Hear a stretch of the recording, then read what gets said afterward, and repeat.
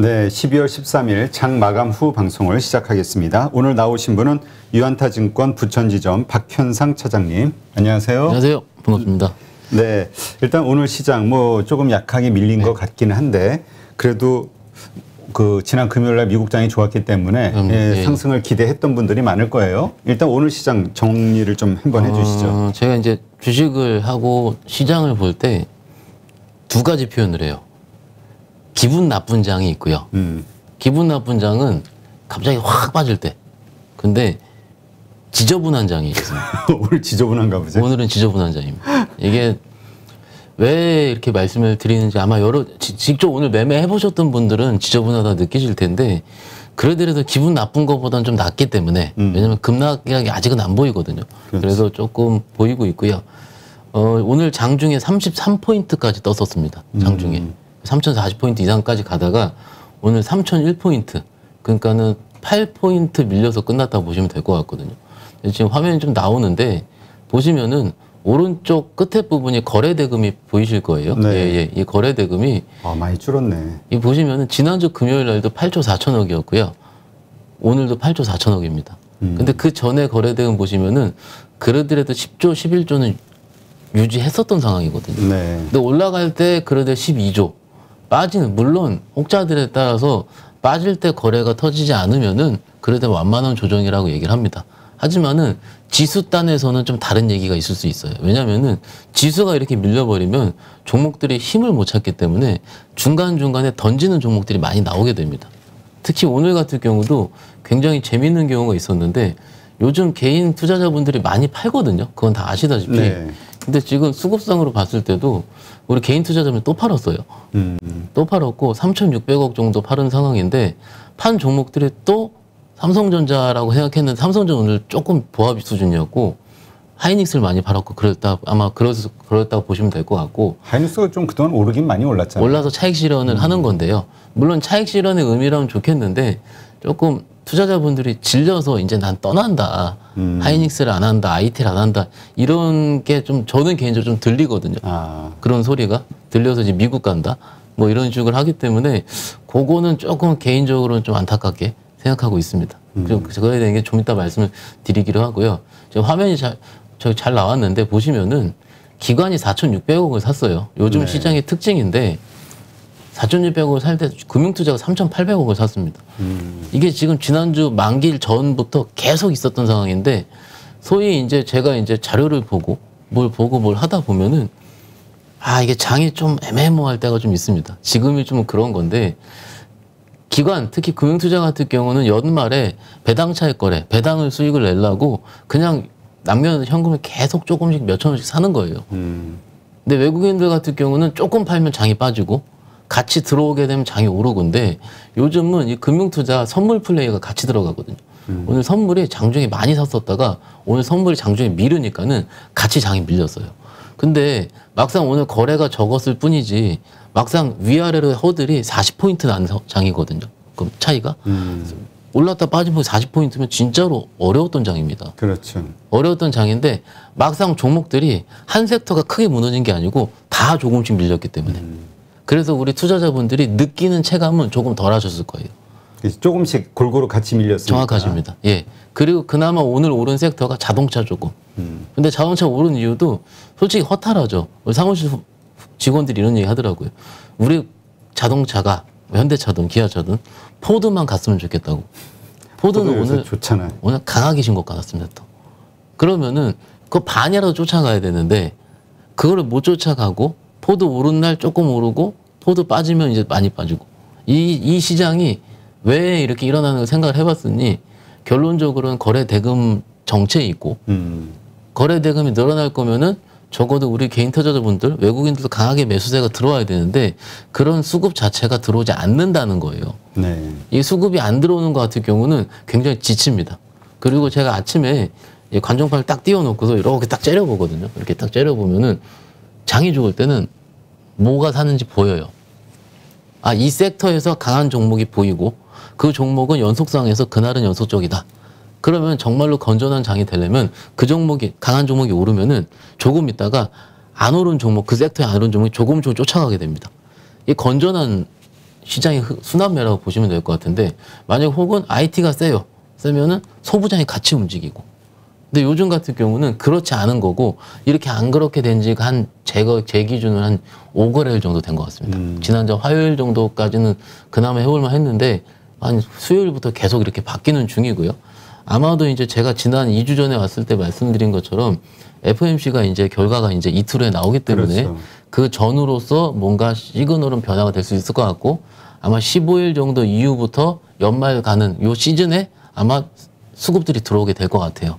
실질적으로 제가 호흡을 하는 그 이제 많이 투자를 하시는 꽤 많은 자금 투자하시는 헤비 트레이더 같은 경우는 100의 포트가 있으면 지금 10도 진입을 안 합니다. 아, 그래요? 예. 진입했다가 또 팔더라고요, 오늘. 안 가나 보다, 야. 이렇게 얘기하시면 저한테. 워낙 저랑 오래된 투자자분이라도 반말을 하는데, 아, 이거 좀 두세요라고 얘기를 했죠, 제가. 아, 근데 좀 며칠 걸릴 것 같아. 이런 표현이 이래요. 근데 그런 분들의 특징이 뭐냐면, 한번 진입을 했다가 여기 수익이 나죠? 그 위에 더 삽니다. 불을 탑니다. 불타기 한다? 예, 수익이 나면. 근데 지금은 어찌됐든 빠져 있는 상황이고, 종목들도 많이 빠져 있는 것들이 많거든요. 그리고 이렇게 부러져 있는 게 아니고 그래도 조금씩 돌리려고 하는 모습을 보이고 있어요. 그러면 여기서 좀 더 돌릴 때 어느 섹터가 더 가는지 덜 가는지를 판단을 해야 되는데 그 판단 자체는 추가적인 종목의 연속성인데 요즘 시장은 그게 좀 덜하다라는 표현이 맞을 것 같고 오늘 시장을 조금 더 정리를 하자면은 이슈 플레이에 굉장히 민감한 시장인데 오늘은 자율주행이랑 로봇이 떴거든요. 그러니까 자율주행이 뜰 때 LG전자가 꼭 떠요. 그러니까 애플에서 애플카 관련 이슈가 아마 나올 것 같다는 기대감. 근데 제가 LG전자를 저는 몇 년째 추적을 했잖아요. 고객들이 들고 계시니까는. 추적을 하다 보면 LG전자의 공통점이 뭐냐면 꼭 장이 마지막에 움직여요. 마지막에. 그러니까는 뭐 삼성전자, 하이닉스 많이 오르고 주도주 섹터 움직이고 빠지기 직전이 아니고 장이 오르고 난 거의 마지막에 제 느낌상으로 과거에 지주사처럼 그러면 시장 참여자들 같은 경우는 아 LG전자라는 주식을 지금 실적 엄청 좋거든요. 퍼도 쌉니다 지금. 6, 7배 나올 텐데 굉장히 싼 상황인데 지금 그런 식으로 사람들이 느꼈던 것 같아요. 심지어 기관들이 하는 매니저들 사이에서도 나중에 좀 사는 주식. 그러니까 지금 보면 실적 시즌 다 지났잖아요. 지났고 내년 실적을 보아야 되는 시즌인데 최근 보고서를 보면은 4분기 실적보다는 내년이 올라가는 종목들 리스트업이 돼가지고 그런 보고서들이 많이 나오고 있습니다. 그래서 지금 12월 같은 경우는 제가 좀 여기 좀 좋아졌나 봐요, 대표님. 이게 속내 얘기도 할 것 같고 증권사들도 굉장히 지금 같은 12월 첫 둘째 주, 셋째 주 시즌 같은 경우는 뭔가 인사라든지 혹은 뭐 운용상에서 북클로징이라든지 이런 것들 때문에 다들 어수선합니다. 지금 시즌 자체가. 그러니까 거의 거래를 많이 안 한다고? 그렇다 보시면 될 것 같고 뭐 저희 같은 경우도 이제 뭔가 이제 매매를 많이 해서 수익을 많이 내겠다. 물론 그래야 되겠죠. 근데 종목들이 워낙 하는 게 그 움직이는 폭이 적기 때문에 일단은 12월까지 올해를 잘 마무리하고 혹은 이제 포트폴리오를 본다라든지 이런 식의 내년 종목을 좀 스터디하는 이런 시즌이지 뭔가 이제 강하게 매수세를 들어오는 시즌은 아니에요. 그래서 오늘 나와서 이런 말씀을 드리는 이유도 비단 오늘뿐만이 아니고 아마 내년 이쯤 시즌이라든지 계속 그럴 겁니다. 예, 계속 그러니까는 아 이런 시즌들 같은 경우는 내가 뭔가 베팅을 강하게 한다라거나 혹은 가장 안 좋은 게 여기서 크게 사는 거예요. 크게. 그런 것들은 좀 천천히 연말까지 보시는 게 어떨까 싶어서 좀 시장을 정리를 해드릴 수 있겠고요. 지금 뭐 편하게 이제 시장 참여자들이 보는 지수의 바텀 같은 경우는 오늘 3,001포인트인데 3,050포인트 정도로 좀 봅니다. 그렇죠. 상단을? 예, 박스권 상단이니까. 그래서 제 개인적으로 봤을 때 요즘 시장이 3,000만 넘으면은 좀 무거워지는 느낌이 들어요. 그리고 이게 자꾸 반복이 되다 보니까 맞습니다. 개인들이 그때 되면 일단 팔고 또 떨어지면 맞습니다. 사겠다. 이 박스권을 이제 이해하니까. 그러니까는 이제 개인들도 팔긴 파는데 요즘 시장 빠질 때 예전에는 빠질 때 레버리지를 샀는데 요즘 같은 경우 오를 때 인버스를 사시더라고요. 그러니까 지금 인버스 투자하신 분들이 지금 요즘 좀 장이 좀 올라서 또 오늘 정도면 지난 사신 분들 다시 원위치가 맞춰졌을 것 같은데 이게 저기 반대 방향으로 해지하는 것 같은 경우는 솔직히 굉장히 저는 개인적으로 어수선할 수 있다고 생각을 하거든요. 그래서 이게 뭐냐면 엇박자 나면 뭐 손실이 2배가 돼버리니까. 맞습니다. 손실도 두 배인데 기본적으로 주식하는 주식 참여자들 같은 경우는 롱 위로 보거든요. 그렇지. 저는 하방을 본 적이 없습니다. 왜냐하면 제 고객들이 다 주식을 하시는 분들이니까. 근데 이제 예를 들어 헤지펀드 투자자라든지 혹은 대주를 하시는 분 그런 분들은 밑으로 봐야 되는데 그렇죠. 그렇게 하실 때는 한쪽만 해야 되는데 우리 투자자분들 두 쪽을 다 하는 거죠. 양방향을. 근데 그거만큼 지수는 떨어졌다고 좋은데 내 종목 빠지고 있으니까는 이게 지금 좋지도 않고 안 좋고 멘탈 관리 굉장히 힘든 상황이니까는 일단 지금 시장이 이렇고요. 제가 좀 전에 기사를 좀 보니까 요즘 장을 오빠장이라 그러더라고요. 오빠? 예. 오르면 빠지는 장이라고. 지금 좀 전에 기사 나온 거라서 말씀드리는데 그게 맞습니다. 맞아서 지금 이제 어찌됐든 연말까지 금융투자가 들어오는 기관들이 들어오는 배당 차익 거래 위주의 수급은 들어오면서 지수가 크게 빠지는 하방은 좀 덜할 것 같은데 2,900, 2,800 깨는 덜할 것 같은데 막상 거래 대금이 하루 이틀 정도 조금 더 정체되는 분위기가 있을 수 있기 때문에 매매하실 때는 조금씩 유념을 하면서 장이 좀 밀릴 수도 있겠구나. 혹은 대부분 분들이 이제 갑자기 막 올라가는 종목들 보시면 이제 쫓아잡거든요. 적어도 지금 시즌에 쫓아잡으시면 안 되니까는 그렇게 생각하시면 어떨까 이렇게 장은 정리할 수 있겠습니다. 네. 예. 근데 우리가 사실 이 시장이 우리 뭐 급속히 2020년부터 네. 상승하기 시작한 거는 우리 주진이로 동학개미로 표현되는 개인 투자자들의 엄청난 자금이 네. 몰려들면서잖아요. 그래서 그때 나왔던 이야기가 주식시장을 떠나야 할 때는 이 개인 자금이 빠질 때 거래가 원만하지 않을 때 그때가 어려울 때다. 그때 손 떼야 된다. 이런 얘기도 우리 했었단 말이죠. 네. 근데 지금이 그런 시점이 아닐까? 문득 이런 생각이 드네요. 일단 저는 그 시점에는 반대를 하고요. 왜냐면은 적어도 저도 이제 주식 투자를 해왔고 많은 분의 호흡을 해왔는데 정말로 힘들어서 짜증나서 던지고 나가실 때 그때 제 고객들은 거의 그 종목의 저점인 걸 많이 봤습니다. 그러니까 지금 삼성전자가 저점이다 이런 얘기를 하는 게 아니고 정말로 힘들 때 이게 주식이 정말로 좀 얄궂어요. 제 개인적으로 봤을 때는. 이게 정말 얼만큼 힘들어하면 힘들어서 내가 떠나면 그때부터 바닥이 쳐서 올라가고 직원들도 마찬가지입니다. 정말로 내가 좋게 생각했던 종목들을 고객들을 많이 담았어요. 근데 그 시장이 안 맞아서 한동안 한 몇 달 쉽니다. 그렇게 쉬게 되면 어떻게 됩니까? 실적도 떨어지고요. 그렇지. 그러다가 어쩔 수 없이 좀 지금 움직이는 섹터로 바꿔버리면 내가 열심히 공부했던 종목들이 그때도 움직여요. 지금 시장이 항상 그렇게 움직인다 보시면 될 것 같고 그 장이 작년에서 올해 초만 그렇지 않았을 뿐이지 이런 역사는 제가 근무하는 동안 계속돼 왔었고요. 그리고 이제 개인들이 주식을 던질 때 외국인들처럼 크게 던지는 게 아니고 올랐을 때 물량을 외국인들한테 넘겨주는 식으로 지금 보니까는 그렇게 올랐을 때 팔거든요. 그렇죠. 그래서 뭔가 이제 수급상으로 종목들을 깨질 느낌은 적다. 그리고 지금 아마 지난주 자료일 텐데 외국인들 코리아 보유 비중이 한 28.7%? 요 정도 된다고 하더라고요. 근데 그게 예전에 금융위기 때 수준이기 때문에 외국인들이 들어오려면 또 들어올 수 있거든요.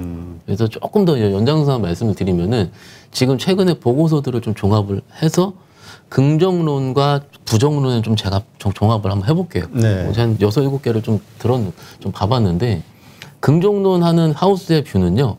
지금 저번 주에 중국에 지준율 인하를 했고요. 그랬죠. 예, 그리고 올해 같은 경우에 계속 긴축을 했습니다. 부채라든지 기타 여러 가지 문제들 때문에 부동산 했는데 이렇게 계속 긴축을 하다가는 중국 정부 같은 경우도 주식이 많이 망가지기 때문에 경기 활성화 측면에서 지난주 지준율 인하한 게 내년의 완화의 시그널이 되지 않을까. 코리아 시장 같은 경우는 적어도 이머징 마켓 안에 들어있기 때문에 중국이 경기가 돌아서야 외국인들이 이머징 마켓을 사는 비중이 늘어나야 코리아 비중도 늘어날 수가 있기 때문에 이런 식으로 내년 장을 좀 좋게 본다라는 거가 긍정론자고 부정론자의 생각 같은 경우는 이거예요. 그러니까 부정론자기보다는 약간 마켓을 좀 작게 보는 건데 그 같은 경우는 지금 적어도 이익 정체 국면이 계속될 수가 있고 적어도 4분기 실적은 항상 어닝이 맞지 않았던 시기 이거를 우리 예측과 틀린 거를 어닝이 안 맞고 어닝 쇼크가 나올 수 있다는 거죠. 4분기 어닝 쇼크 나올 수 있고 내년 같은 경우도 적어도 아직까지는 공급망 부족 현상 때문에 우리 제조업체들의 실적이 늘어날 확률은 적다. 적어도 이제 올해보단 낮게 나올 것 같다. 이런 부분이기 때문에 내년을 좋지 않게 보고 저거 12월 안 좋게 본다. 이거거든요. 근데 이 두 가지의 이제 레포트 읽으면 다 이러더라고요. 근데 공통점이 뭐냐면은 제 기준에서는 다 올해 얘기했었던 내용이에요. 그렇죠. 근데 이제 얘기를 하다가 이게 이제 현실로 네. 이제 받아들이는 체감적으로 네. 이제 그 시점이 된 것 같아요. 그렇죠. 왜냐면 계좌가 마이너스가 되니까. 맞습니다. 예, 예. 그래서 이제 그런 식으로 계좌가 이제 실질적으로 제가 상담하고 좀 봤었던 투자자 기준으로는 한 10월부터 마이너스로 도시더라고요. 그리고 지금 같은 경우는 아마 잔고 기준은 지난 거보다 비쌀 겁니다. 아마 지수 레벨이 비슷하기 때문에. 근데 여기서 어떤 거를 선택하냐에 따라 굉장히 달라질 수가 있는 거예요. 막상 지수 같은 경우가 긍정론과 부정론 혹은 장이 좀 안 좋을 수 있다 여러 가지 섞여 있으면은 경험적으로 거의 박스로 가거든요. 뭐 2,900, 3,050이든 박스로 갈 때 그 다음 박스에 내가 뭘 할지 그 다음 박스 상단에 내가 뭘 할지 이걸 생각하는 게 가장 중요하기 때문에 일단 그거는 제가 좀 이따가 좀 자세하게 말씀을 드려보도록 하겠습니다. 네. 예. 자, 지금 일단 수급 때문에 이제 이 시장이 이렇게 좀 지지부진하다 이렇게 찾아보면 네. 뭐 외국인과 관련해서는 지금 뭐 환율은 계속 좀 빠지고 있으니까 예, 좀 긍정적으로 볼 수 있을 것 같은데 기관은 우리가 일반적으로 돈이 없다 이렇게 알고 있잖아요. 네네. 근데 뭐 이렇게 지금 사고 있는 거 뭐 프로그램 매수긴 하지만 네네. 이렇게 사고 있는 뭐라 그럴까 그 돈은 그러니까 기관이 앞으로도 이렇게 더 사줄 만한 여력이 있는 것이냐 또 하나 이렇게 샀다가 한 번에 그 말대로 배당 이후에 쫙 시장에 던져버리면 그때가 또 이게 확 빠지는 거 아니냐 걱정이 막 여러 가지가 되거든요. 일단 경험적으로 금융투자가 들어왔던 프로그램 수급 같은 경우는 배당락 이후에 나왔고요. 매도로 나왔고 그 며칠 1월 초에 며칠을 좀 흔들게 하긴 했는데 그때 같은 경우는 외국인 수급이 많이 들어와서 그걸 상쇄했던 경험이 있고요. 그래서 막상 지수를 크게 뺐거나 그런 경험력은 요 몇 년간 없었던 것 같아요.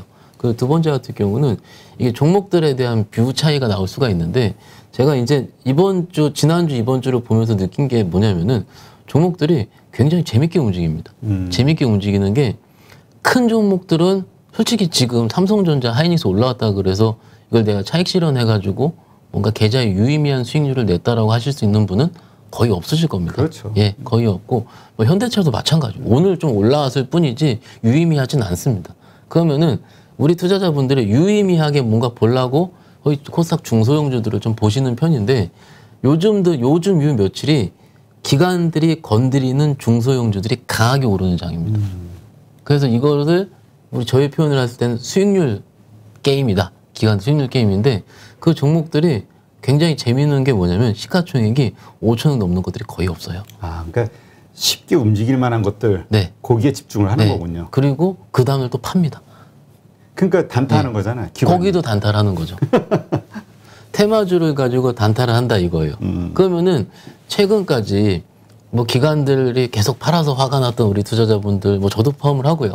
그런 분들이 그러더라도 적어도 한 11월까지는 기관들이 매수를 할 때는 종목들을 좀 연속적으로 샀습니다. 특히 소부장 종목들이라도 그런 종목들은 실적이 베이스가 돼 있기 때문에 종목들을 살 땐 꾸준하게 샀고 올라와서 좀 팔고요.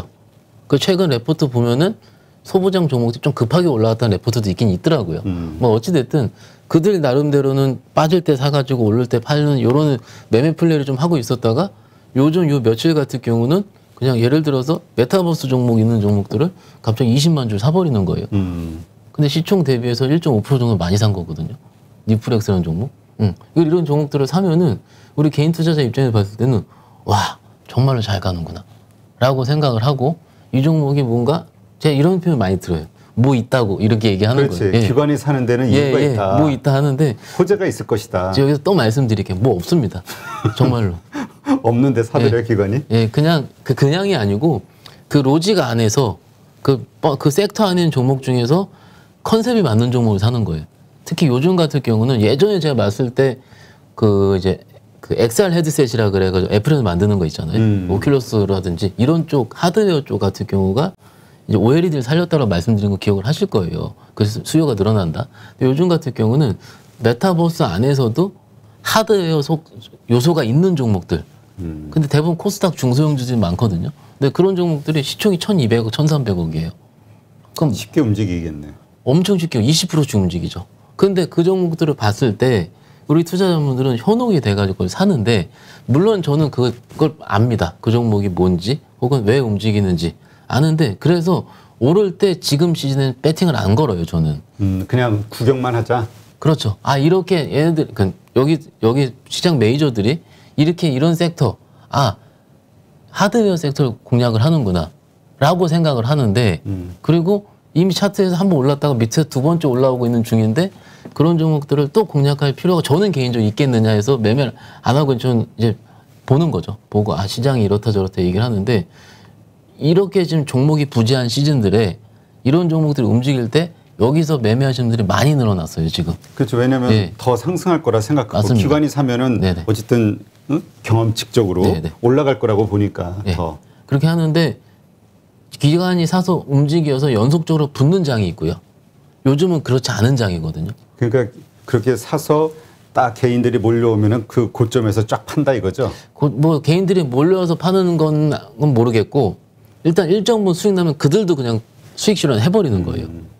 그러니까 지난주에 이번 주까지 계속 그런 현상이 섹터만 달랐지. 그렇다면 오늘 자율주행 어떤 테마가 쫙 올랐잖아요. 네네. 이것도 그 일환으로 봐야 되는 거예요. 저는 그 일환으로 봅니다.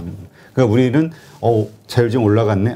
자율주행 이제 움직이나 보다. 그래서 이제 뭐 내일이 됐든 막 이렇게 사는 분들이 있을 거 아니야. 이런 걸 조심하자. 저는 조심하자.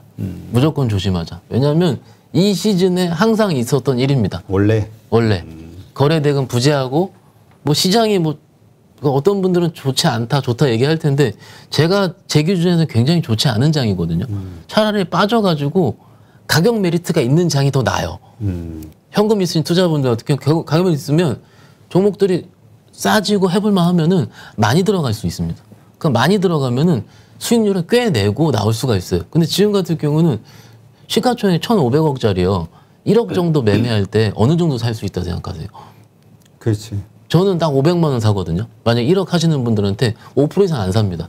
그리고 호가를 봅니다. 호가가 어떻게 되냐면 한 호가에 내가 살 수 있을 정도 혹은 팔 때도 한 호가에 팔 수 있을 정도의 호가를 보고 삽니다.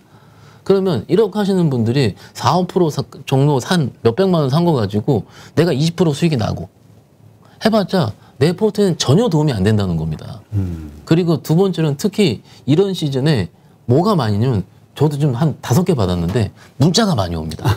나 어디서 번호를 알고 급등주 알려준다고 그 문자들을 왜 이렇게 많이 와요? 아직도 모르셨나요? 퀀트가 알려준다, 기계가 알려준다. 뭐 저 오늘 5개 받았어요. 오면서 지금. 인생을 바꾸고 싶으세요? 맞습니다.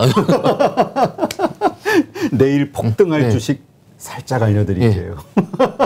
화려하거든요. 화려한데 이래요. 이게 정말로 아까 제가 서두에 좀 많이 하시는 분들의 사례를 말씀드린 것처럼 그분들을 따라할 필요는 없습니다. 저도 이제 최근에 주식을 시작한 한 1년 정도 시작한 전업 투자자랑 소통을 하고 있는데 제가 이제 많이 버신 분들의 얘기를 좀 얘기를 해줘요. 해주면은 그렇게 하다가도 손절이 많이 나가거든요. 많이 버신들의 그런 것도. 왜냐하면은 무수한 손절을 하면서 벌었기 때문인데 한 분이 다른 방법을 고안을 하신 거예요. 나는 예를 들어서 이 섹터가 좋아 보이는데 이 섹터가 물리면 파는데 원래 안 팔고 남은 현금 가지고 이걸 계속 매매를 하겠다. 그러니까 내가 샀는데 A라는 주식을 일단 물렸어. 그럼 일단 그건 놔두고 남은 돈 가지고 단타 개념으로 같은 주식을 매매를 하는 거. 다른 종목을 매매를 하는 거죠. 다른 종목을 이건 놔두고. 왜냐면 나는 이 종목은 길게 보는 주식이니까. 장기 투자용처럼. 근데 정말로 과거에 많은 자금을 모으셨던 투자자분들 같은 경우는 이렇게 올라다 꺼지면 바로 팔거든요. 그 현금 확보하고 그랬는데 방법은 달라질 수가 있는 거고 그리고 내가 돈을 버는 방법은 계속 진화하는 거거든요. 그렇죠. 그래서 제가 여러 번 여러 유튜브 나왔을 때도 여러분들의 방법을 만드셔야 됩니다. 지속적으로 얘기를 하는 이유도 여기 많은 분들이 나오실 거예요. 정말로 우수한 투자자분들이시지 않습니까? 그분들 중에서 여러 가지 기법들이 가끔 툭툭 나올 거거든요. 나올 때 그것들을 나한테 맞는 걸 전용하실 필요가 있는 거예요. 그러니까 그런 것들을 하는데 여튼 이제 기관들도 이런 시즌에 같은 경우는 이렇게 하기 때문에 적어도 주식할 때는 한 사이클은 다 도셔야 되거든요. 1년 정도는. 근데 지금 한 번 도는 과정이실 거예요. 내년 한 2, 3월 정도 가면은 올해 2월 달에 그 상승장 끝났다 보고 행보장 시작하고 1년을 보면은 대충 감이 오실 겁니다. 감이 오시고 이 사이클에서는 이러고 또 내년 2월 달 오면 또 3월 달에 또 이제 그 감사 보고서, 사업 보고서 안 된다 냈다 하면 또 코스닥 안 좋고 뭐 이런 것들이 사이클이 있지 않습니까? 그렇죠. 그러니까 그 사이클을 지금 꼭 적어두시고 기억하실 필요가 있는 거예요. 그래서 지금 장의 특징을 말씀을 드리는 거고, 그리고 이제 여기서 또 한 가지 특징 또 말씀드리고 싶은 거는 저희가 주식을 하는 이유가 중소형주로 많이 수익이 날라고 하는 것도 좀 약간은 있습니다. 그렇죠. 큰 수익을 얻기 위해서 맞아요. 중소형주 하는 거죠. 대부분 근데 그런 종목들의 특징이 뭐냐면은 지금 실적이 안 보입니다. 실적이 안 보이고 그리고 작은 종목들이 많고 그리고 들어가서 변동성이기 때문에 못 건드린 종목들이 많거든요. 소위 지금 조금 전 스탠스는 막 들어오는 종목을 20% 오를 때 쫓아잡지 말아라 말씀을 드렸지만 지금부터 스탠스는 뭐냐면은 지금 그들이 건드리는 종목들은 한 번 정도 필터가 다 된 종목들입니다. 그래서 뭐 지금 보면은 잠깐 지금 화면 좀 보여주시겠어요? 보시면은 여기 저는 이제 지금 시즌에 지난주 기준으로 좀 봤거든요. 지난주 금요일 기준. 오늘은 약간 왜곡이 있을 수 있어가지고 보면은 뉴프렉스, 디어유 여기 보면 여기 기관들이 산 종목이고 연기금이 산 종목이거든요. 네. 근데 연기금이 이런 종목 잘 안 들어오거든요. 그렇지. 조금은 잘 안 들어오면 시가총액 1,500억짜리 잘 안 들어옵니다. 물론 일부 자금 위탁을 맡겨서 그 자문사라든지 외부 그 운용기관이 하긴 하지만은 그들대로 나름 내부 통제 기준이 있기 때문에 근데 여기 제가 보기엔 여기 있는 종목들은 적어도 굉장히 성장성이 있는 종목들이긴 해요. 제가 봤어요. 저는 이 종목들을 다 알거든요. 한 번씩은 올해 초에 상장을 했거나 그렇지. 과거에 했던 종목들인데 보면은 반도체에서 한칼했던 종목 디오유 같은 경우는 아시다시피 지금 또 핫하잖아요. 그거 엄청 플랫폼이잖아요. 지금 장 안 좋은데 플랫폼은 오르고 있어요, 지금 또. 그럼 지금 시즌이 내년에는 플랫폼이 빠지고 있었지만 올해까지는 다시 플랫폼이 다시 뭔가 개화할 수 있지 않을까. 그래서 이 종목을 지금 스터디할 수 있는 지금 매매는 하지 않지만은 이들이 필터했던 종목들을 한 번씩은 스터디해서 내년에 내가 빠졌을 때 공략할 수 있는 종목으로 한번 생각해 보는 것도 왜냐하면 여러 가지 코스닥에 뭐 1,000개 이상 종목들을 다 필터할 수는 없습니다. 그렇지. 근데 여기 안에 있는 걸로 필터를 하시면은 내년에 이 중에서 분명 잭팟이 나올 거예요. 이 중에서. 그러니까 지금 사는 게 아니라 이렇게 체크를 하고 매수의 시점을 기다려보는 거니까 최소한 그것이 배당락 이후. 맞습니다. 예. 배당락이면 며칠이죠? 여기가 이제 마지막 영업일 전날이니까 아마 29일 될 겁니다. 그렇죠. 그 정도쯤. 예. 그러니까 지금 기억해야 될 것은 적극적으로 우리 개인 투자자들이 오르는 주식을 더 오를 것 같아서 따라붙는 매수. 그러니까 적극적인 매매는 하지 말자. 쉬자. 이게 답이네요. 일주일 정도는 일주일 일단 정도. 그렇게 하는 게 근데 맞아요. 진짜 많은 분들이 셋째 주 이후부터 크리스마스 전후부터 매매를 뭐 시작하자 뭐 이런 얘기 하는 분들도 있더라고요. 그 얘기는 저도 10년 전부터 해서 느꼈던 상황이고요. 그게 어떻게 보면 저희 코리안 시장에서 어떻게 보면 이게 법칙화되지 않았나 싶은 거예요. 아까 제가 막 크게 하시는 분들 또 얘기를 드리지만은 그런 분들의 특징은 샀다가 오르면 더 사거든요. 그렇지. 더 사면은요 시세가 나와요. 그죠. 추세 매매 하시는 분들. 예, 추세가 나와요. 시세도 나오고 추세도 나와요. 그러면 이 추세가 형성이 됐을 때 다른 종목도 움직이는 거거든요. 그러면 그게 선순환입니다. 순환매고요. 그러니까는 적어도 이런 그 투자자들이 돌아오려면은 외국인들도 돌아와야 되고 근데 시즌이 맞아야 되고 특히 대부분 분들이 이제 주식 얘기할 때 이런 얘기 하시잖아요. 주식은 타이밍이다. 근데 타이밍도 맞는데요. 쉬는 타이밍도 알아야 됩니다. 적어도 제가 제 기준에서 고수가 아닌 분의 차이는요. 종목 셀렉션, 특히 지금 같은 장에서 내가 잘 골라서 수익을 내고 왔다. 그러니까 내가 돌파를 한 거죠. 정말 어려운 꼴을 넣은 건데 그것보다는 내가 어려울 때 잠시 나갔다 오고 쉴 수 있는 게 더 고수입니다. 예, 그거는 좀 강조시켜서 말씀드릴 수 있겠습니다. 네. 진짜 잘 안 풀릴 때는 사실 좀 쉬어주는 게 한 발 뒤로 물러나서 근데 잘 안 풀린다고 그것도 빨리 복구하겠다고 딱 손실 난 거 정리하고 또 바로 뭔가를 사시는 분들이 있잖아요. 그게 더 큰 손실을 하고 급하게 그러지 말고 지금 한 발 물러나자. 더군다나 지금 경험칙적으로 지금 요즘은 배당락 29일 전까지는 그 기관들의 이러한 매매 패턴이 이루어질 것이니 그냥 좀 쉬는 게 낫다. 네, 맞습니다. 이렇게 정리를 할게요. 한 길게는 아니고 한 일주일 정도면 어떨까 싶습니다. 예. 알겠습니다. 근데 요즘 그 사실 지난주까지만 해도 왜 주도 섹터 가지신 분들 뭐 2차 전지 소재, 메타버스 좋았는데 요즘 분위기 안 좋잖아요. 네. 그래서 이거 더 들고 있어야 되나 네. 고민이거든요. 네. 제가 하루에 2번씩 받는 질문입니다. 섹터만 다르고요. 전화가 와서 이제 그래서 어떻게 말씀을 드리냐면은 일단 그 섹터의 비중이 얼만큼 있는지 먼저 물어봅니다.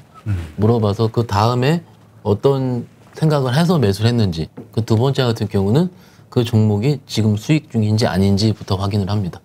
예를 들어서 수익과 마이너스가 비슷한 상황이라면 반 정도는 팔라고 얘기를 합니다. 왜냐하면 시간이 조금 더 걸릴 수 있기 때문에. 근데 사실 특히 메타버스, NFT 게임주, 뭐 미디어주, 네. 뭐 엔터주 네. 기대감이 사실 2주 전만 해도 엄청나게 컸었잖아요. 엄청났었죠. 예. 이거는 정말 시대를 바꾸는 어떤 대세 큰 흐름이라고.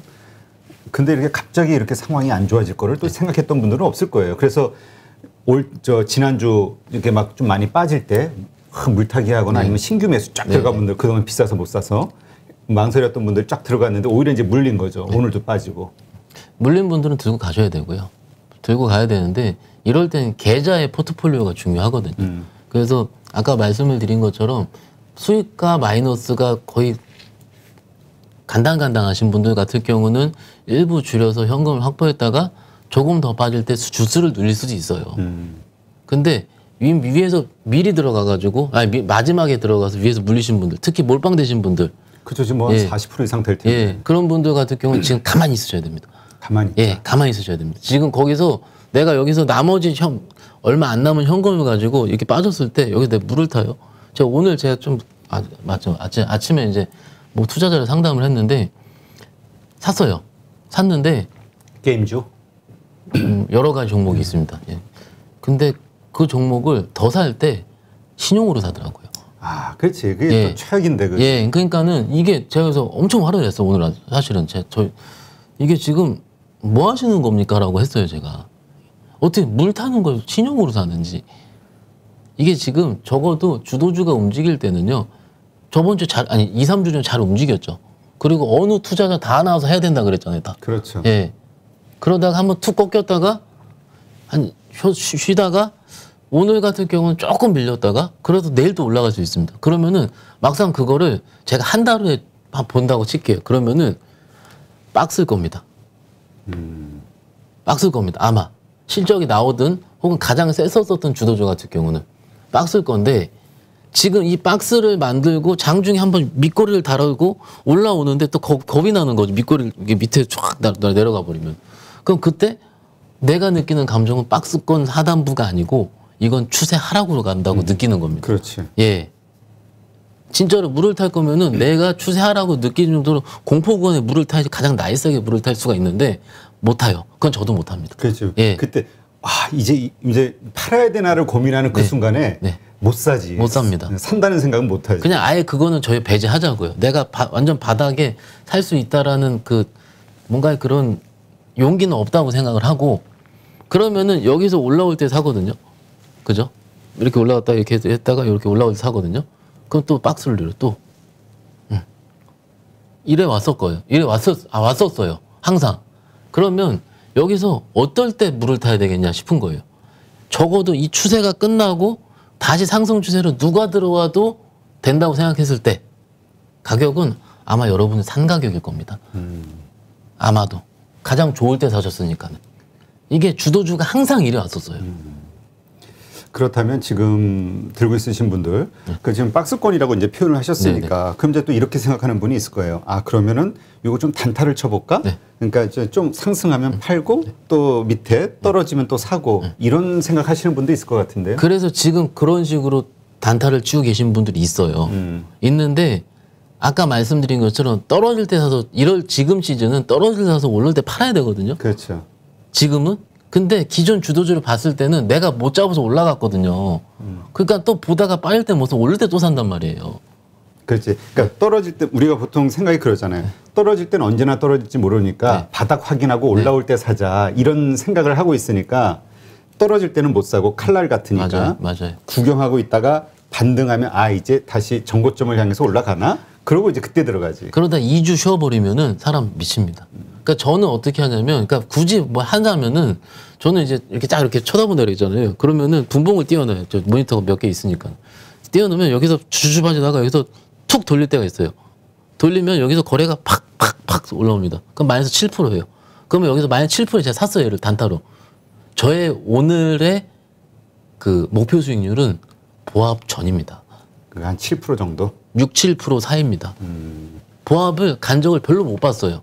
왜냐면 보합을 가면은 또 달라붙는데 안 그러거든요. 그러면 제 경험적으로 봤을 때는 강했던 섹터가 강하게 부러져서 무조건 분명 올라올 텐데 올라오는 폭이 그날은 막 갑자기 10%씩은 안 올라오니까 적어도 과한 수준에서 마이너스 정도 수준, 보합 정도 수준까지만 목표로 잡고 하는 거예요.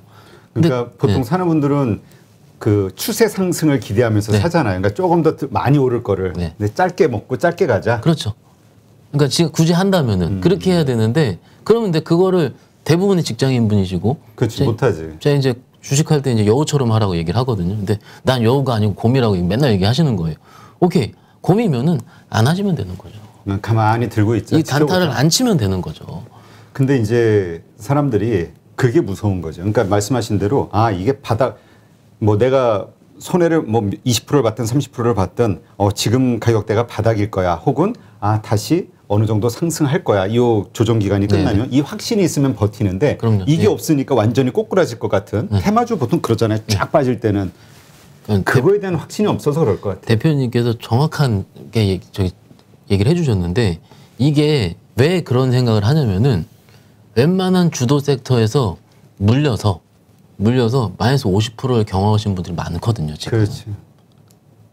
이겁니다. 중소형주가 오를 때는 화끈하게 오르지만 빠질 때는 더 화끈하게 빠지니까. 그러니까 그것 때문에 그런 뭔가 과거의 경험치 때문에 계속 그런 느낌을 갖는 거거든요. 그래서 이렇게 좀 약간 교과서적인 얘기긴 하겠지만 잘 올라가던 주식이 뭐 예를 5일선을 깼다라고 20일선을 깨면은 여기서는 위험 관리를 해야 된다는 원론적인 표현이 가는 거예요. 갈 수밖에 없는 거예요. 그래서 적어도 내가 40% 정도 물리더라도 내 계좌에 타격이 없을 정도의 포트만 들고 가는 거죠.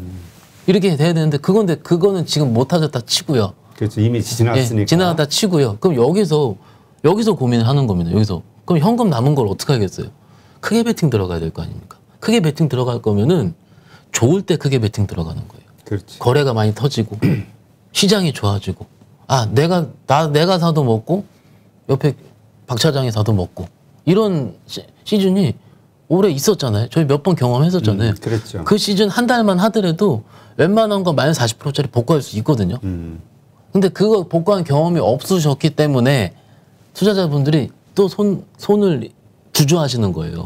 그렇죠. 예. 그러니까 경험이 없으신 분들은 지금 계좌 보면 막 눈물 난다고 하지. 맞아요. 그 피 같은 돈 맞아요. 월급 모아가지고 아니면 퇴직금 받은 거 가지고 샀는데 그 노후로. 근데 이게 마이너스 20% 30% 났으니 생돈 날라갔으니 눈물 나지.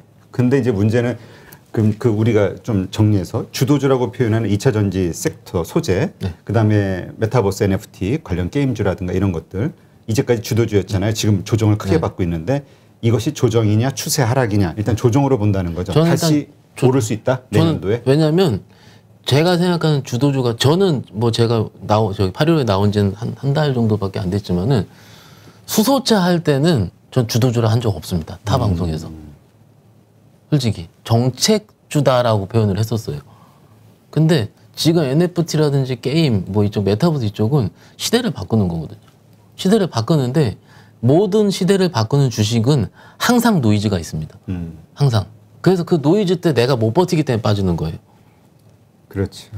근데 그 노이즈를 큰 그림을 봐야 되는데 솔직히 말씀을 드려볼까요? 올해 굉장히 대박을 친 주식이 있어요. 위지윅 스튜디오라는 주식이 있습니다. 그렇죠. 예, 저도 중간에 털렸거든요. 저 많이 샀었습니다. 막 오르다가 급락해버리면 더 빠질까봐 파는 아니요, 건가요? 저는 오를 때 첫 번째 상승에 고점 잘 팔았습니다. 근데 두 번째 상승에 못 샀어요. 이건 뭐 제 고객도 보시기 때문에 정확할 건데 그때 제가 올 초에 2월 때 한번 생각했던 게 그 종목 같은 경우는 메타버스도 있고 게임도 있고 컴투스랑 협업하고 게임도 하고 그렇죠?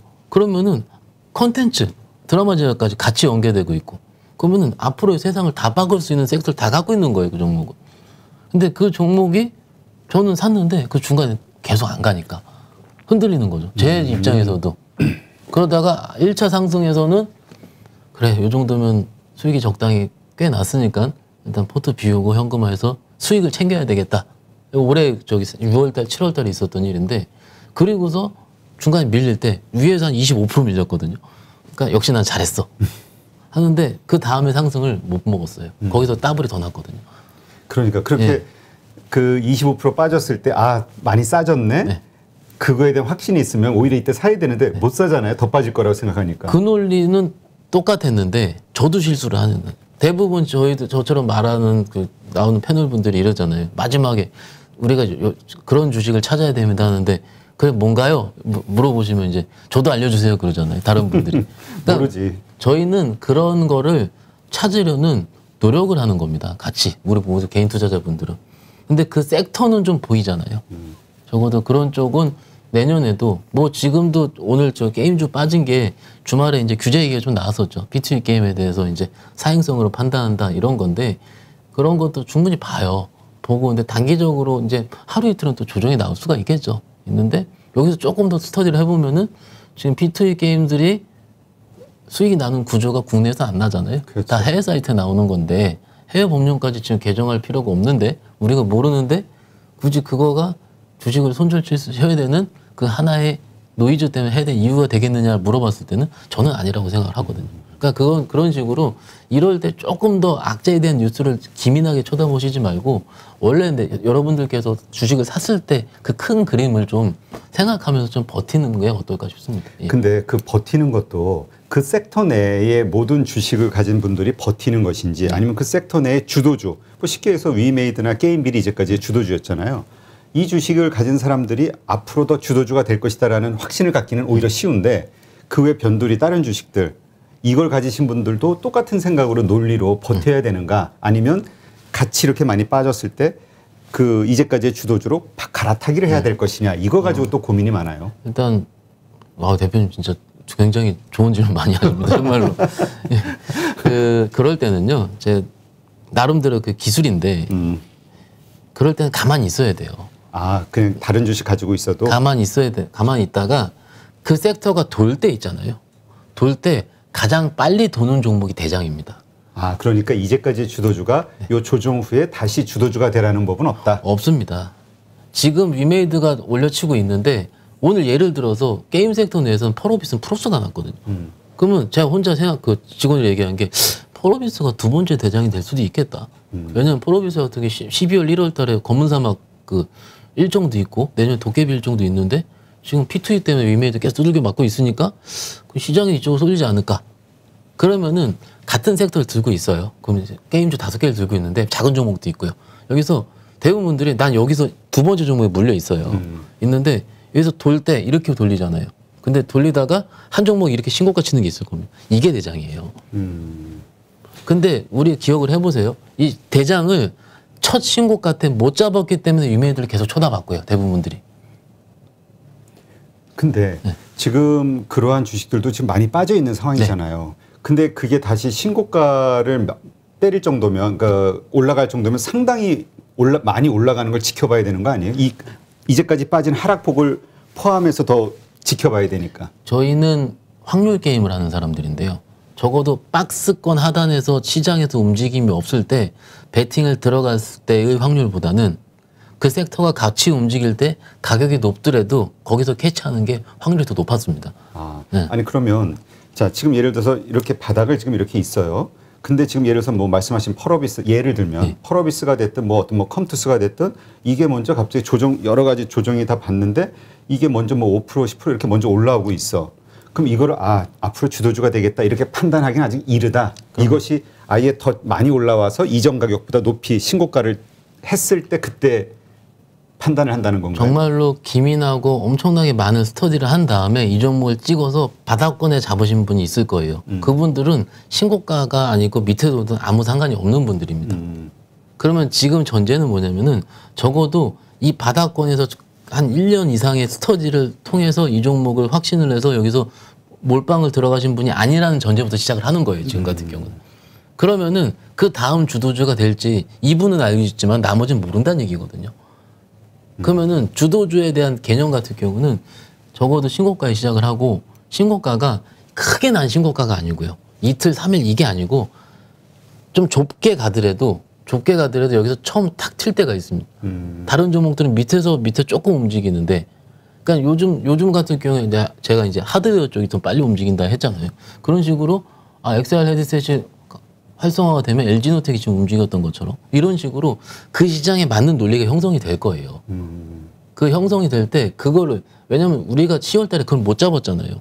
못 잡았으면 만약 그게 1월 달에 되면은 그걸 한번 잡아보자는 겁니다. 그러니까 첫 번째 신고가. 네. 근데 이제 보통 우리가 표현하기를 이제 이거 뭐 주린이 분들을 위해서 좀 풀어보면 뭐 3주 신고가, 4주 신고가 이런 식의 표현을 네네. 하잖아요. 네네. 어느 정도의 신고가를 좀 이해하기 쉽게 정리한다. 일반적으로 52주 신고가를 얘기를 하는데 52주. 예, 그건 차트사는데 우리 차트 보이잖아요. MTS에서 보이잖아요. 거기서 가장 많이 올라간 시세를 보는 게 가장 맞고요. 일반적으로 52주로 얘기를 많이 합니다. 사람들 같은 경우는 투자자들이 하는 거고 그게 이제 신고가를 말씀드리는 이유도 대부분이 매물이 없습니다. 매물이 그부터는. 그래서 그냥 사는 족족 올라가는데 그 정도까지 올라간다고 치면은 그 종목, 그 섹터 내에서 다른 뭔가 변화가 있었다는 얘기고요. 그거를 과거에 이랬더니 인정을 못하고 얘는 또 가. 그러니까 제가 요즘 수익을 좀 놓치는 이유도 소위 이제 제가 생각했던 정말 중소형주 이상한 종목들이 있거든요. 근데 그런 것들이 지금 엄청 한 2배가 나더라고요, 지금. 정말 진짜 제가 보기엔 재무, 밸류도 안 좋고 뭐 하는데 그냥 메타버스 붙여가지고 막 하는 게 있어요, 몇 개. 막 사업을 막 10개를 붙이더라고요. 제가 원래 알고 있던 회사거든요. 근데 그게 지금 2배 반이 났어요, 지금. 한 달 반 만에. 그러니까 펀더멘탈이 안 좋으니까 불안해서 못 사잖아, 또. 그러니까 제 기준에서는 그 종목이 굉장히 좀 뭐라 그럴까요? 조금 안 좋은 종목이었죠. 그렇죠. 안 좋은 종목이었는데 지금 그쪽이 보고서가 와서 나오고 보고서만 솔직히 종목 주식을 좀 오래 했던 분들 같은 경우는 보고서 나오더라도 그 회사 내용을 먼저 뜯어보게 되는데 내용을 뜯어봤을 때 이거 누가 보더라도 이거 좀 이 내용 붙이는 건 말이 안 되는데 과거에 좀 나쁜 짓을 했었는데 막 이런 식으로 했었는데도 그게 막 올라가는 거예요. 그러니까는 이게 여러분들 저도 이제 항상 이렇게 생각을 했듯이 적어도 시가총액이 어느 정도 되는 종목들부터 시작을 해서 거기서 어느 정도의 그 시세가 나온다 하면 좀 보시긴 해야 되는 건 맞긴 맞는 것 같습니다. 예. 자, 그렇다면 현재 국면에서 이제 대응 전략 네. 지금 말씀하신 대로 그냥 가만히 지켜보는 게 좋은 것인지 그러니까 지금 말씀하시는 거는 주도주 우리가 예측하는 것보다는 가지고 있는 어떤 포트폴리오에 대한 리밸런싱이 중요하다 이렇게 말씀하시잖아요. 어떻게 그런 리밸런싱을 해야 되는 것인지 이걸 잘 모르시는 분도 있을 것 같아요. 일단은 아까 말씀드린 거에 어느 정도 힌트는 있었을 것 같은데 지금 제가 제 기준으로 계좌를 매매할 때 5개 종목을 사다가 예정이 되어 있었어요. 한 종목을 사다가 현금이 30% 남았는데 3종목 다 물린 경우가 있습니다. 장이 안 좋으면. 그럼 그때부터는 매매를 안 합니다. 적어도 그 3종목 중에서 한 종목이 프로스 될 때까지. 왜냐면 막 올라갈 때 사진 안 왔거든요. 제가 빠질 때 샀었는데 좋은 종목을. 그거 어차피 장이 안 좋고 계속 빠지면은 그 3개 중에 하나의 유동성이 공급될 때까지는 매매를 안 합니다. 그러면 여기서 힌트 같은 경우는 여러분들이 종목이 제가 보기에는 적어도 5개 이상은 있을 거예요. 그렇죠. 예, 최소. 뭐 대형주 1-2개부터 시작해서 중소형주 하다가 물린 것도 있고 그러면은 그 중에 중간에 하나씩 올라오는 것들이 있을 겁니다. 그거를 일정 부분 현금화를 해서 그 대형주 중에서 내년에 승부 볼 수 있는 걸 조금 더 물을 타놓는 거예요, 일단은. 근데 이거 이렇게 하는 시기 같은 경우가 예전 같은 경우는 장이 많이 깨질 때 빅베스라 그래가지고 이것도 싸고 저것도 그러니까 좋은 것도 싸고 나쁜 것도 쌀 때 바꿨거든요. 근데 제가 요즘 보니까 방법이 바뀌는 것 같아요. 정말로 주식 많이 하셨던 분들은 뭐 저번 2,800 갈 때, 뭐 2,900 깨질 때 그때 한 번씩 계좌 리밸런싱을 하는데 그때 리밸런싱 했을 때 종목들이 올라오는 게 적었다는 거죠. 그러니까 그때 물량을 확 줄였다. 예, 적었다는. 그러니까는 내가 이제 안 좋은 종목을 팔고 내가 생각 좋은 종목을 샀는데 좋은 종목이 가만히 있고 안 좋은 종목이 더 올라가는 현상들이 최근 장에 있어요. 그러면 여기서 뭔가 이제 매매 방법 같은 게 항상 변화해야 된다고 말씀을 드리는데 제가 앞에서 지금 장 같은 경우는 일단 올라올 때 툭툭 올라올 때마다 현금화를 계속 시켜놓는 겁니다. 시켜놨다가 그 다음에 빠질 때. 왜냐하면 그 빠질 때 다 빠진 상태에서 리밸런스 해버리면은 평가급의 로스가 꽤 커지거든요. 그렇죠. 예전엔 그렇게 했었는데 지금은 오히려 현금을 올라올 때 뭐 나 저기 오늘 아침에 30-40포인트 갔었으니까는 그때 해놓고서 그 다음에 빠질 때 뭘 매매를 해야 된다는 게 맞을 것 같고 요 시즌에서 조금 꼬시는 섹터들이 있어요. 꼬시는 섹터가 뭐냐면은 제약바이오라든지 지금 뭐 이런 섹터들이 있는데 지금 이제 항상 제 기준에서는 지금 시즌에 그 많이 회자가 되었었던 이슈는 내년 1월 10일 날 있는 헬스케어 컨퍼런스. 그렇죠. JP모건. 네네. 이런 거 학회 일정이 나오고 거기에 참석하는 기업들이 있어요. 그래서 이미 기관들 수급들 보시면은 제가 보기에는 2주 전부터 들어오고 있었습니다. 그러니까 이게 많은 분들이 기대하고 있는 게 다음 주도주가 제약바이오에서 나오지 네. 않겠냐. 1년간 완전히 네네. 반토막 나버렸으니 네네. 많이 생각을 하고 이야기를 또 했고 네. 근데 최근 진짜 보니까 1, 2주 동안 움직였어요. 많이 올라왔더라고요 또. 네. 밑에서 한 30%씩은 올라온 종목들이 있더라고요.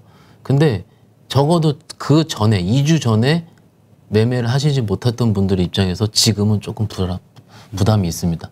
지금은 예. 이제 좀 아주 싼 건 아니니까 예, 올라왔으니. 여기 이쪽 섹터 같은 경우는 밸류 자체를 논하기 어려운 섹터이기 때문에 밸류에이션상 얼마가 락바텀이다 얘기를 못하기 때문에 그러면 그들이 팔면 주구장창 팔아야 돼요. 그렇죠. 더군다나 이제 네. 지금 금리 인상에 대한 이야기 나오면 또 이게 바로 취약이잖아요. 정확하십니다. 예, 예. 그러니까는 그 적어도 지금 아까 처음에 이제 여러 마켓 애널리스트 분들 시향을 말씀드렸다시피 지금 이제 공급망 부족부터 시작해서 이게 유동성 밀물장에 써물장으로 빠진 거거든요. 그렇죠. 예. 그러면 유동성이 빠질 때 뭘 더 들고 있어야 되느냐? 그건 성장성이 막 배가 된 종목보다는 가치주를 들고 있어야 된다. 예. 이러면은 기관들 전략이 제가 기관들도 지금 작은 종목 단타를 치고 있다 말씀드린 것처럼 전략이 또 제약바이오 사다가 뭐 다음 주엔 제약바이오를 팔아야 되는 전략이 나올 수도 있는 거예요. 근데 그들이 팔 때 많이 팔기 때문에 추세가 깨버립니다. 그렇죠. 예. 그래서 종목 여기 리스트가 있어요. 증권사 레포트 보시면은 뭐 저기 1월 10일 날 학회 참가 리스트 뭐 이렇게 쭉 있어요. 10개 정도. 거기서 이제 지난주까지는 해볼 만한 생각했는데 이번 주부터는 조금 이제 물론 1월 달까지 시간 많이 남았잖아 할 수도 있습니다. 그렇죠. 있는데 이게 항상 그렇게 회자되었던 전략이 적어도 우리들이 지금 손절을 치고 이것을 수익을 낼 수 있었던 그러니까 대충 한 15% 정도 손절을 쳤는데 이거 가지고 내가 15% 손절 치면 20% 먹어야 되거든요. 20% 낼 수 있는 정도의 강력한 매매 대안이 될 수 있느냐라고 생각했을 때는 그 대안이 되기에는 너무 진부한 아이디어다 지금. 이미 많이 알고 있고 통용되고 있는 것들이 또 똑같이 적용되기는 어려울 그 것이다. 패턴에 대해서 20-30%의 강한 수익을 낼 수 있는 적은 저는 못 봤거든요. 시장은 계속 바뀌니까. 계속 상황에 따라. 바뀌고요. 그래서 제가 말씀드리는 게 차라리 가만히 있어라. 여기서 엇박자 타면은 또 제약바이오 돌린 거 사가지고 또 여기서 추세 무너지 하면 또 주도주 물린 거 똑같이 돼요. 또 계좌 상황이. 그래서 일단 가만히 있는 게 맞고 조금 요즘 단단하게 움직이는 섹터가 있어요. 카메라 쪽이 굉장히 단단하게 움직입니다. 이것도 제 기준에서는 매년 연말 연초에 움직였던 종목들이에요. LG 이노텍부터 시작해가지고. 이노텍 그리고 이제 카메라 모듈 쪽이 뭐냐면 동훈아나텍이라든지 뭐 저기 파트론 이런 종목들이 있습니다. 3-4개 종목들. 근데 이건 다 자율주행 관련한 기대감 아닌가요? 자율주행 기대감 나오기 전에도 이미 움직였고요. 차트 보시면은 굉장히 이렇게 단단하게 예, 제 차트 좀 보여드릴까요? 지금 보면은 이 누프렉스고요. 화면 보시면은요. 이게 지금 여트 종목들이랑 다르게 이미 단단하게 올라오고 있어요. 그렇죠. 이런 종목들이 꾸준한 종목들이거든요. 이건 사실 하는 말씀이 아닙니다. 이미 올랐으니까. 그렇죠. 많이 올라왔어요. 전고점 12,000원 이미 다 완 상황이고. 근데 이게 지금 제가 보기 지난주부터 카메라 모듈 해야 된다 많이 얘기가 나오는 것 같아요. 근데 여기서는 이미 이때 언제냐면 한 11월 중순 정도에 어떤 뉴스가 있었냐면 삼성전자에서 내년 스마트폰 출하량 3억 대 전망한다. 한 YY 기준 한 7% 정도 증가한 수치거든요. 근데 여태까지 스마트폰 출하량 전망치를 증가한 적이 몇 년 동안 없었습니다. 근데 이게 처음 몇 년 만에 증가를 시키는 거면 해볼만 한 거죠. 그리고 해볼만 하면은 그쪽 섹터는 미리 움직이겠죠. 그러면 제 경험적으로 모멘텀 플레이가 먼저 나온다 치면 내년 한 상반기에 1월달, 2월달에 갤럭시 22 22가 나오고 새로운 프리미엄 폰에 대한 기대감이 나올 겁니다. 지금 LG노트 움직이는 것도 아이폰 13, 아이폰 14, SE 모델 뭐 이런 식으로 넘어가면서 기대감이 나오는 중이에요. 근데 주가를 기억을 해보시면 기대감이 나올 때 이미 많이 움직여요. 미리. 그렇죠. 그러니까 기대감 가지고 우리가 그걸 가지고 이야기하고 있는 시점은 네, 이미 움직였단 말이에요.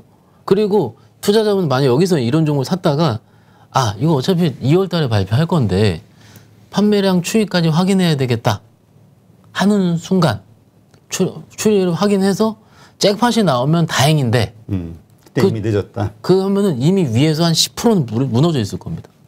그러면 이게 물론 얘기를 하면서 이게 제약바이오랑 똑같다 얘기하면 좀 그런데 적어도 모멘텀을 매년 있었던 내년 초에 모멘텀을 가지고 지금 땡겨서 움직이는 거라면 아까 말씀드린 것처럼 저도 재미없고 여러분을 지금 물려있고 짜증나는 상황에서 이 섹터에서 내가 물린 거를 상쇄시킬 수 있는 그럴듯한 진부한 아이디어가 될 수 있을지 이런 부분에 봤을 때는 너무 진부하다는 거죠.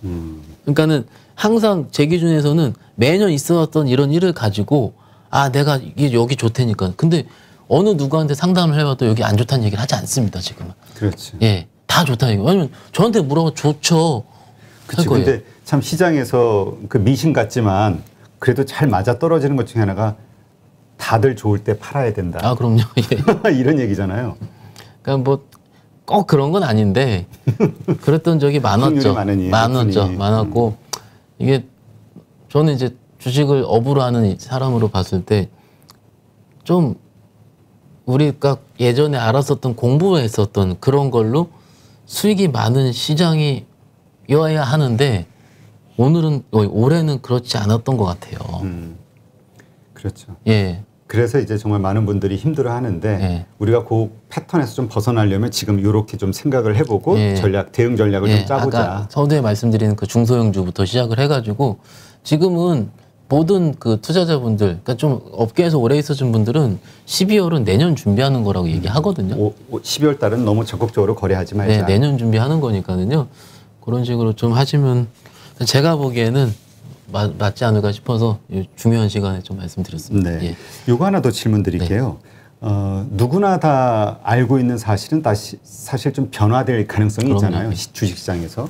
그렇다면 우리가 금리 인상이 되면 당연히 이 바이오주는 어려울 것이다. 요것도 좀 바뀌거나 할 가능성은 없을까요? 그러니까 바이오주가 올해 많이 빠졌고 많은 분들이 기대하는 것처럼 내년도에 어떤 주도주로 떠오를 가능성에 대해서 이제 좀 생각하다 보면 금리 인상이라는 화두가 나왔을 때 뭐 흔들리겠지만 결국은 그 한 번 흔들리고 나면 다시 상승하지 않겠냐 이런 기대하는 분들도 있어가지고. 얼마 전에 좀 이렇게 어떤 분들을 만나서 얘기를 했는데 그것도 꽤 많이 하시는 분들이거든요.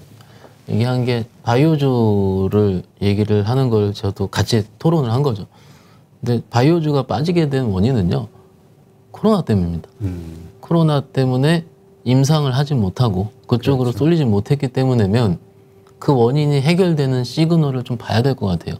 근데 그게 금리 인상이라는 시즌이 어떻게 보면 시장이 좋아지고 경제가 좋아서 긴축을 한다는 얘기거든요. 그러면은 아마 그 시즌이 맞을 수도 있습니다. 근데 지금 점도표 찍어놓은 걸 보니까는 빠르면 내년 3월도 가능하다고 하니까는 그렇죠. 오히려 금리 인상을 해서 성장주가 안 좋아지는 시기가 오히려 우리가 리오프닝이 시작이 돼서 다시 우리가 못 고쳤었던 코로나는 고쳤다 치고요. 이제 다시 뭐 혈액암이라든지 여러 가지 다른 임상 실험을 할 수 있는 그 임상 실험 하고 그 다음에 결과가 발표가 돼야 되겠죠. 그 텀이 일반적으로 제가 좀 들어가 한 6개월 정도 걸리거든요.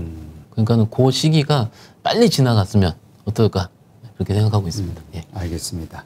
그러니까 하여튼 지금 워낙 시장이 어렵고 또 이 바이오 같은 경우는 개인들이 워낙 많이 가지고 네. 있다 보니까 대부분 물렸죠 올해. 네.